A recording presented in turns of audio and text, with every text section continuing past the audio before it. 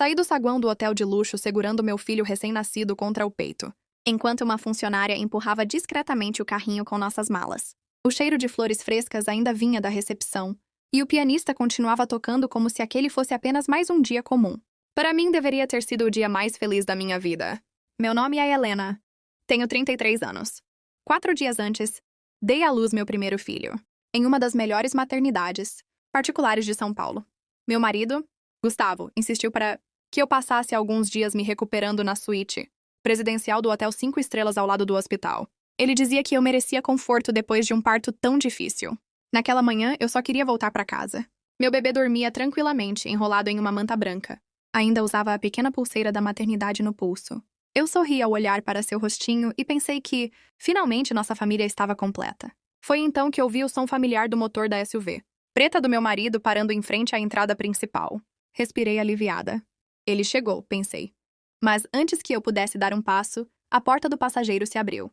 Uma mulher desceu primeiro, alta, elegante, vestida com um casaco bege caro e salto alto, como se estivesse indo para uma reunião importante.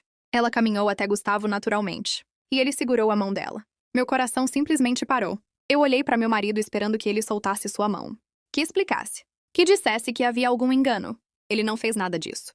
Pelo contrário, sorriu para ela antes de olhar para mim. Precisamos conversar, Helena. Aquelas 4 palavras fizeram o mundo desaparecer ao meu redor. O porteiro continuava colocando minhas malas no porta-malas enquanto os hóspedes entravam e saíam do hotel sem imaginar que minha vida estava desmoronando. Bem diante da porta principal, a mulher permaneceu ao lado dele, completamente calma, como se aquele lugar também lhe pertencesse. Então, Gustavo tirou um envelope pardo debaixo do braço e o estendeu na minha direção. Assine isso antes de irmos embora. Olhei para o envelope. Depois para meu filho dormindo nos meus braços. E pela primeira vez desde o parto, senti que algo muito pior do que a dor da cirurgia estava prestes a começar. Fiquei alguns segundos olhando para aquele envelope sem conseguir mover um único músculo. Meu filho continuava dormindo nos meus braços, respirando tão tranquilamente que parecia não existir maldade no mundo. "O que é isso?" perguntei com a voz quase falhando. Gustavo respondeu sem demonstrar qualquer emoção. "Os papéis do divórcio." Achei que ele estivesse brincando. Depois de tudo o que tínhamos vivido, depois do nascimento do nosso filho, aquilo simplesmente não fazia sentido. Olhei para a mulher ao lado dele. Ela sorriu de forma discreta, como se já esperasse minha reação. "Quem é ela?" Antes que Gustavo respondesse, foi a própria mulher quem deu um passo à frente. "Meu nome é Camila.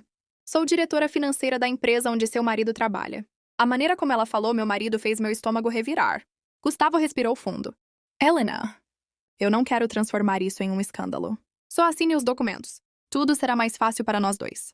Para nós dois. Ele falava como se eu não estivesse segurando nosso filho recém-nascido. Como se 4 dias antes ele não tivesse chorado ao vê-lo nascer. Como se todas as promessas, feitas durante 11 anos de casamento, nunca tivessem existido. Senti meus olhos arderem, mas me recusei a chorar na frente deles. "Você trouxe sua amante para me buscar no hotel?"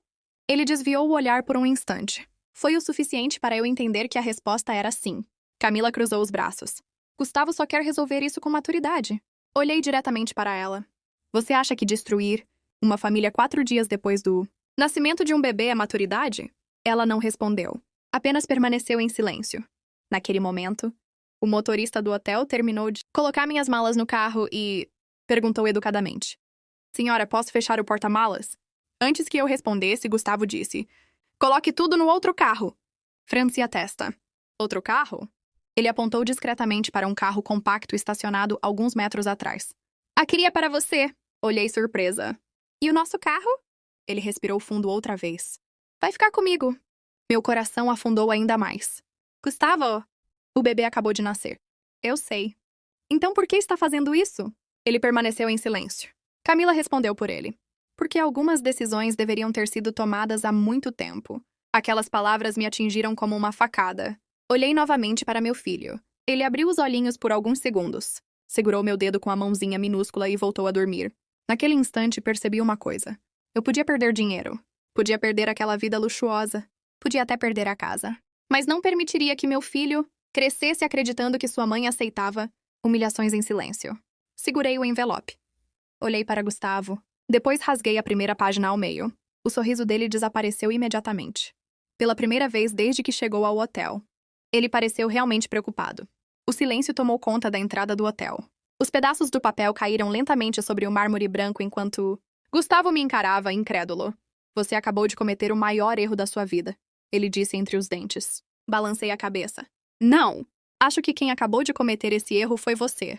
Camila deu um passo à frente. Helena, você não entende. Os advogados já resolveram tudo. Sorri pela primeira vez naquela manhã. Não era um sorriso de felicidade. Era o sorriso de alguém que acabava de perceber que havia algo muito errado naquela história. Tudo? Perguntei calmamente. Tudo. Então por que vocês estão tão desesperados para que eu assine? Os dois ficaram em silêncio por alguns segundos. Foi a primeira rachadura na confiança deles. Meu telefone vibrou dentro da bolsa. Era uma mensagem da gerente financeira da empresa da minha família. Helena, preciso falar com você com urgência. Não assine nenhum documento antes de me ligar. Meu coração acelerou. Eu nunca havia contado a Gustavo que meu pai continuava administrando parte do patrimônio da família. Levantei os olhos lentamente. Engraçado. Gustavo franziu a testa. O quê? Você parece muito nervoso para alguém que diz já ter vencido. Antes que ele respondesse, entreguei meu filho delicadamente. A enfermeira particular que ainda estava ao meu lado desde a alta. Pode segurá-lo por um minuto? Ela assentiu imediatamente. Afastei-me alguns passos e liguei para a gerente. Ela atendeu no primeiro toque. Helena, graças a Deus. O que aconteceu? Seu marido tentou transferir algumas ações da empresa da sua família usando uma procuração. Sentiu sangue gelar? O quê? Nós bloqueamos tudo porque a assinatura parecia suspeita. Fechei os olhos por um instante. Assinatura. Os papéis do divórcio. A pressa de Gustavo. Tudo começou a fazer sentido. Tem certeza? Absoluta. Seu pai já está vindo para São Paulo.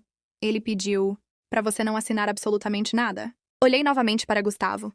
Ele observava cada movimento meu, como se tentasse adivinhar o conteúdo da ligação. Desliguei o telefone. Respirei fundo e caminhei de volta até eles. Mudou de ideia? Camila perguntou com um sorriso confiante. Sim. Os olhos dos dois brilharam ao mesmo tempo. Então completei. Agora tenho ainda mais certeza de que não vou assinar nada. O sorriso desapareceu do rosto dela. Gustavo deu um passo na minha direção. Helena, não torne isso mais difícil. Difícil? Olhei diretamente nos olhos dele. Você escolheu o dia em que eu saía do hotel com nosso filho recém-nascido para me entregar papéis de divórcio. E acha que eu sou o problema? Ele não respondeu. Nesse exato momento, 3 carros pretos pararam diante da entrada do hotel. As portas se abriram quase ao mesmo tempo. Meu pai desceu do primeiro veículo, acompanhado de 2 advogados. Atrás deles vinha um homem de terno azul marinho carregando uma pasta de couro. Assim que Gustavo viu quem era aquele homem, toda a cor desapareceu de seu rosto, porque ele não era apenas um advogado. Era o auditor responsável por investigar todas as empresas que administravam os bens da minha família. E naquele instante, percebi que aquela história nunca tinha sido apenas sobre uma traição. Ela estava prestes a se transformar em algo muito maior. Meu pai caminhou calmamente até mim. Beijou a testa do meu filho e só depois olhou para Gustavo. Acabou, Gustavo. Ele tentou manter a postura. O senhor está exagerando. Um dos advogados abriu a pasta e retirou vários documentos. Não estamos aqui por causa do divórcio. Estamos aqui por causa da fraude. O rosto de Camila perdeu a cor. O auditor mostrou uma procuração. Alguém tentou falsificar a assinatura da senhora Helena para assumir o controle de parte das ações da família Almeida. Felizmente, a tentativa foi bloqueada antes da conclusão. Gustavo ficou em silêncio. Pela primeira vez, não tinha nenhuma resposta.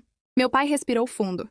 Eu desconfiei quando você insistiu tantas vezes para que Helena assinasse documentos durante a gravidez. Então coloquei uma cláusula de proteção em todo o patrimônio da família. Sem a autorização dela e a minha, nada poderia ser vendido ou transferido.